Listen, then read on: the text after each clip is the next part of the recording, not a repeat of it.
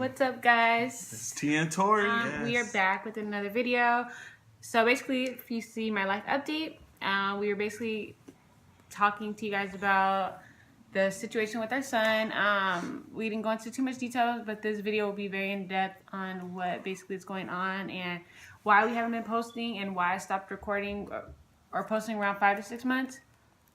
First of all, that morning sickness was crucial, so I just couldn't honestly keep up with it. And so I was just like, I'm just gonna not record, but I do regret that because I wish I would have filmed my entire pregnancy, because it was a good one, and then more towards the end it was very, very rocky. Let's get right into it. Gonna start when I was 6 months. That's when it was. All right. Well, at some point in her pregnancy, I guess 6 months in, we had she just went to the doctor just for a regular checkup, you know, just to make sure that all her vitals are good. And then I was at work, so it was just her and her mom with the doctor. Then the doctor did like a whole body like X-ray or echo is what they call it. And she was like, doctor said, "Are you okay?" And he was like, "No."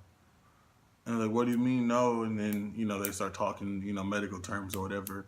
And long story short, he had a heart condition where it's called hypoplastic left heart syndrome, which is where the left side of your heart is very small to the point where it's kind of useless.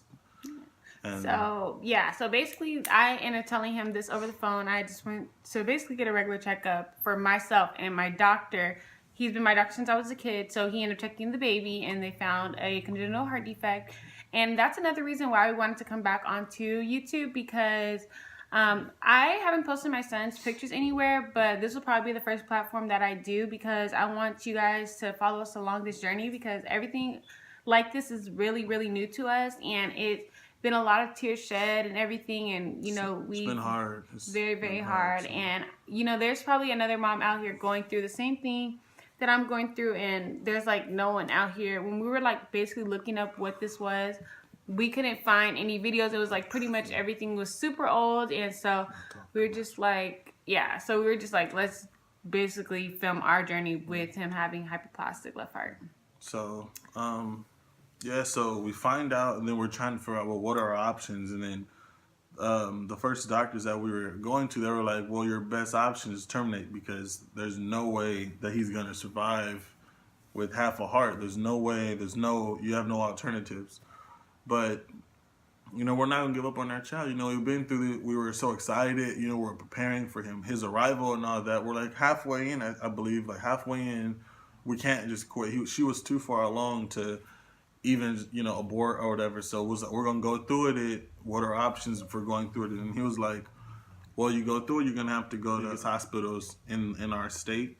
One of the best ones, it's a children's hospital. So we go there where it was nothing but negative news. And like, it was like, there's no hope, you know. And then we go there and they're like, okay, you know, they're used to this type of stuff.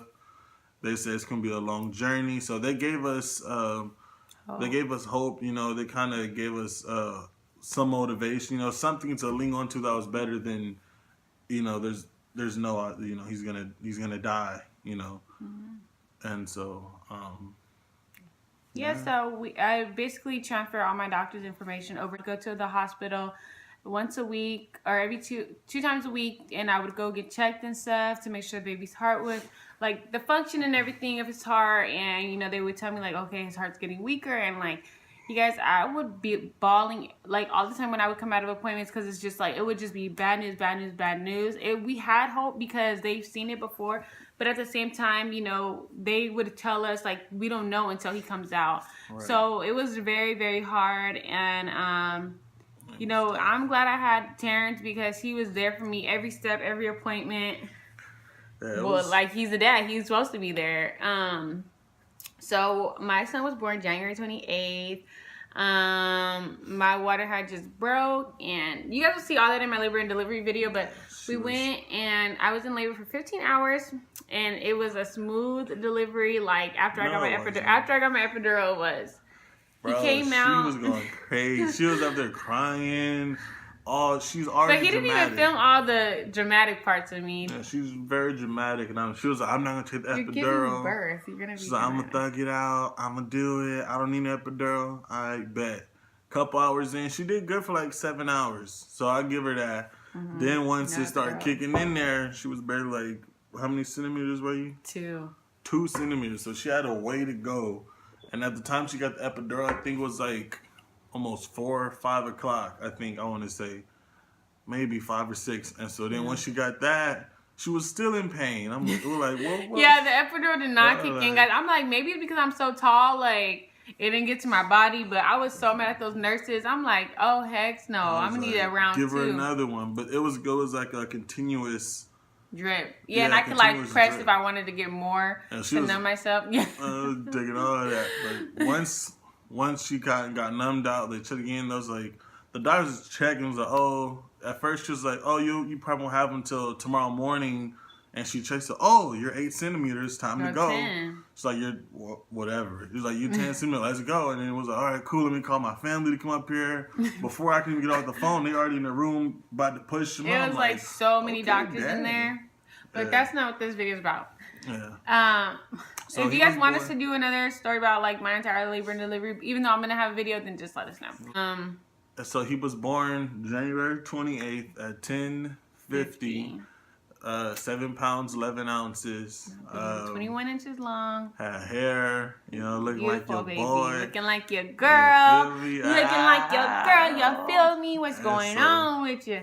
And so, usually once they're born, they go straight to surgery, heart surgery. Normally once the baby's born, they go on their mom's chest for the golden hour. No, but for him, his condition, his condition, normally they gave me 60 seconds, which felt more like 5 seconds later, like 59 60s. Okay, now they had to take the baby. So when he came out, you guys, I was screaming, crying. I was just like, thank you, Jesus. It was dramatic.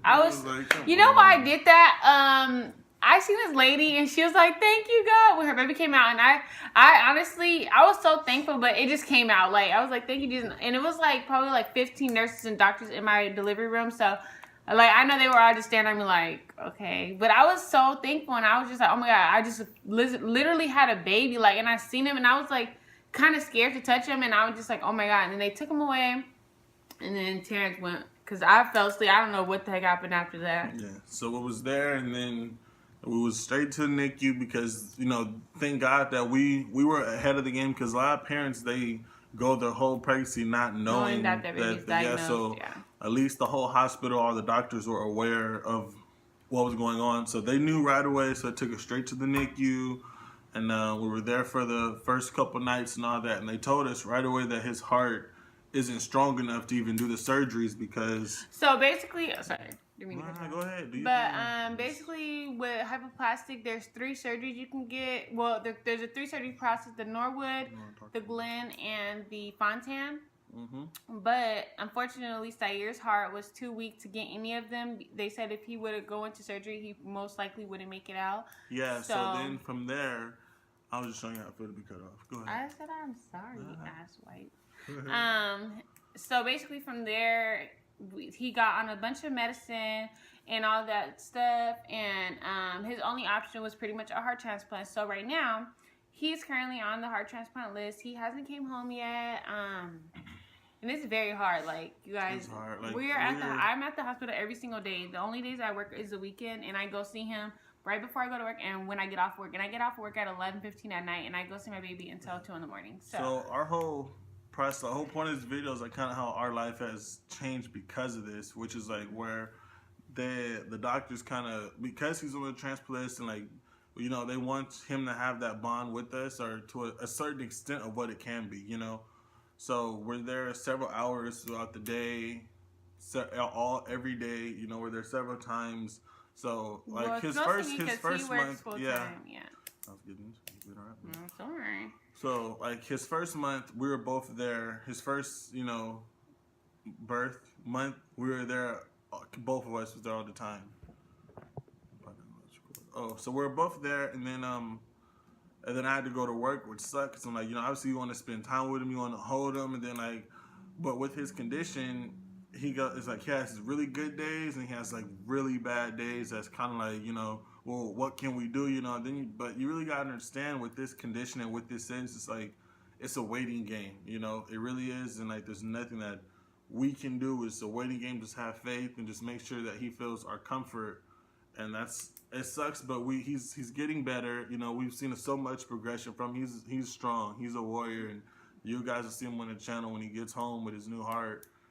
And so yeah, with the new heart. Yeah, so it's just a matter. It's just a waiting game, but it takes a lot out of us because we got to go through insurance. You know, we got to. It's such a process. Is like in spot because they told us once he gets his heart transplant, like the medicine and stuff are like $3,000. So we get it paid for, so we have to like be on the insurance and make sure it's renewed every year that it needs to be, or like basically, you know, if he doesn't have his anti-rejection meds, like, you know, he could go into heart failure. So we'll get to that process once he gets a heart and stuff, but right now it's just a waiting game. He's gonna be 3 months, April 28th. He's been in the hospital for 3 months. And then like people probably say, well, like we never heard of hypoplastic left heart syndrome or nothing about it, and then so we look it up. It's like the rarest thing. It's only been around for 30 years, right? And so like at first 80 years. It was 80. Could have sworn it was 30 that years. They start 80 years that they've been doing it. Either way, I think it was 30 years, but she said 80.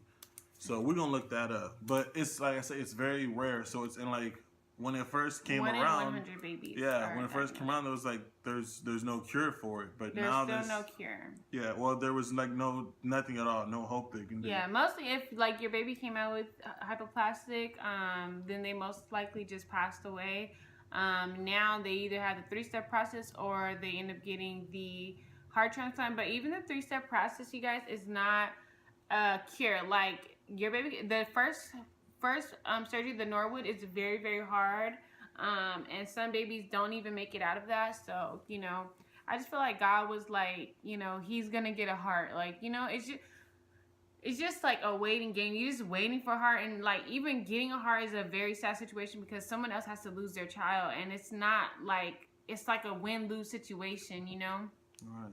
So, that's what pretty much this is like pretty much our real life update, what we've been going through. And we have an amazing support system. So thankful for our families and, our friends, like, but, they're just like all super supportive and, you know, it's just like taking everything day by day, and I will be updating you guys on the situation. If you're going through the situation with the congenital heart defect, it doesn't have to be his same heart defect. If you're going through it, you know, contact us, let us know, because we're young, and we're new into this, so we would like to know, you know, how you dealt with or how your journey was. Yeah, so and we're very interested, you know, to know. We're willing to shed light if you're going through this. You know, if you find out your child is going through this, then we want to at least, if we can help you in any way we can, you know, as far as motivation or whatever. And vice versa, I would love if everybody that watches this video could just pray over our son. His name is Zaire, and just hope that he gets a heart soon because we want our baby to come home.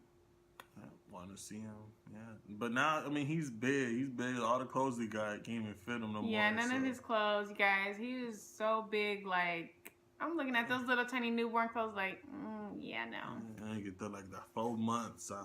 You know what I mean? But he is like literally the cutest baby ever. We're so blessed. Like, you know, welcome. Everything happens for a reason. No, you're welcome. Everything happens for a reason. And, yeah, so just be looking out for more videos from us. Yeah. We will definitely be back on this, you guys.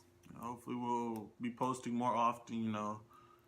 So pranks, vlogs, sit down talk videos, all of the above, you guys. Just give us some time. You see the situation that we're going through right now, so there may be days that we don't post, but for the most part, we definitely want to share our story and share our journey with you guys and have you guys follow along with us. So yeah, anything else you gotta say?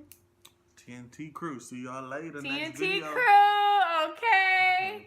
Don't forget to like, comment, and subscribe, you guys. And we'll see you in the next video. Bye.